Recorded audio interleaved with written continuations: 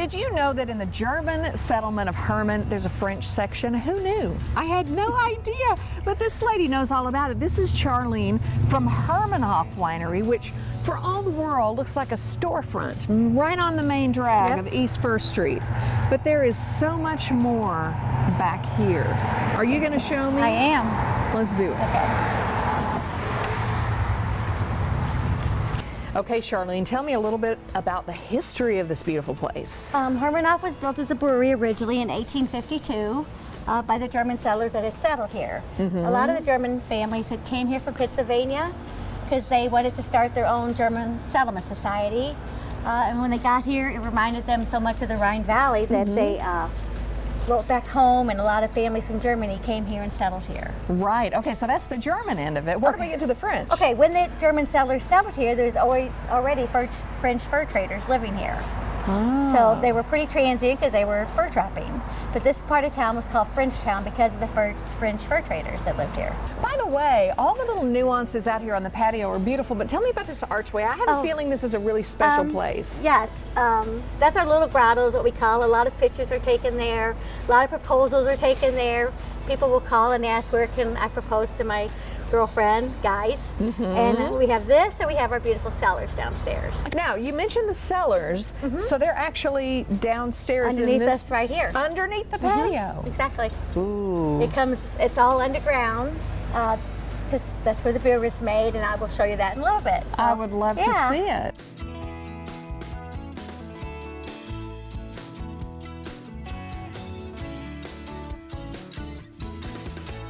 You know, you look around and you think this was a brewery originally, and you wonder who laid every one of these bricks. I mean, if they could tell a story, I'm sure they would. What about the barrels, though? These are all Norton grape, that we only oak Norton. That's the only wine we do in an oak barrel. Everything else is in stainless. I'm sure there's different years, but Paul, the winemaker, we know which barrel has which years in it. Yeah, that's his job That's to keep his up job, with it. yeah. And he does the job very well. Now, after Prohibition happened, this went from being a brewery to being a boarding house? Yes, when Prohibition happened, they came in and destroyed a lot of the outbuildings, and some of them were threw down the open chutes that were outside, and it became a boarding house. All the activity pretty much takes place Upstairs. Upstairs. So I want to see what else you have going on up there. Sure. Charlene, it's hard to believe we were just underneath this patio I know, in that cellar. is. But look at this gorgeous patio. Thank you. This place has to be rocking during the peak times of the year. And even Saturdays, yeah, it's pretty good, pretty busy, and we have music on Saturday days and nights in the summer, and in October we have music from 11 to 5. Oh my goodness, so this is a hopping place. Now you do weddings, but you mostly do them... At the Hofgarten at our inn, they have a beautiful fest hall at our inn, and that's on the corner over there. That's the Inn of Hermannof, and they have a beautiful fest hall in the back where weddings are performed, or at the Hofgarten across the creek here. And this is Frang Creek right over here.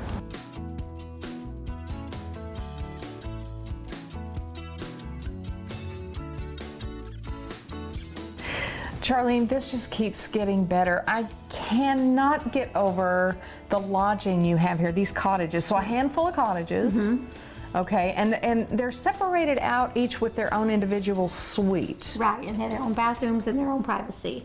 So they're pretty amazing. They are. The view from up here. Oh, I know, the river and the town, it is amazing. I'm telling you, I'm going to start looking for a place to stay here because I want to stay here forever. But the one thing I haven't done, Charlene, is try the wine. Oh, you have to do that. That's okay, wonderful. let's do it right Okay, now. let's go.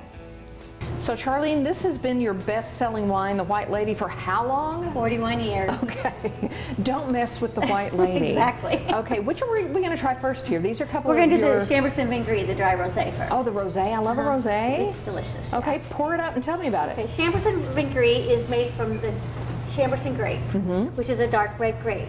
But we just use the juices, not the skins of the grape.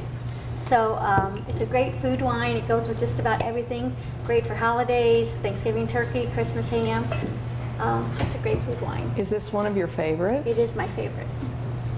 What is your favorite thing to pair it with, or do you just like to sit on the patio with it? Both. I like to pair it with food or just by itself. It's a nice wine. Very light. It doesn't overpower your food. It's very light. It's not too sweet.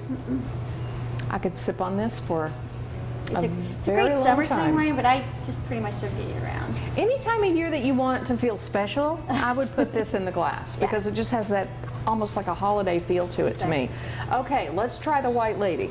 Okay. White Lady of Starkenburg is named after a Catholic shrine that's about 10 minutes from here, across the river in the little town of Starkenburg. It's a shrine called Lady of Sorrows, and they do have pilgrimages there, I think, once a year.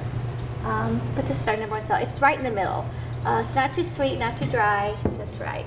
I've seen this bottle, and Been now I around know for why. 41 years, so okay, yeah. I've probably had it before, but it's high time I had it again. It's a good gift wine if you're not sure what somebody would like, because it's not going to upset a sweet person or upset a dry person. I think someone who's just starting to appreciate wine, who usually leans towards sweet, would really like this because it's got a little bit more sweetness than the rosé, but not a lot. So this is very, very, I can see why it's a bestseller for sure. So Charlene, can we clock you out and you and I take these and go sit on the patio the rest of the day? Yeah, Let's sounds do good. that. I would love that. Cheers to you. Thank you. You're welcome. Thank you.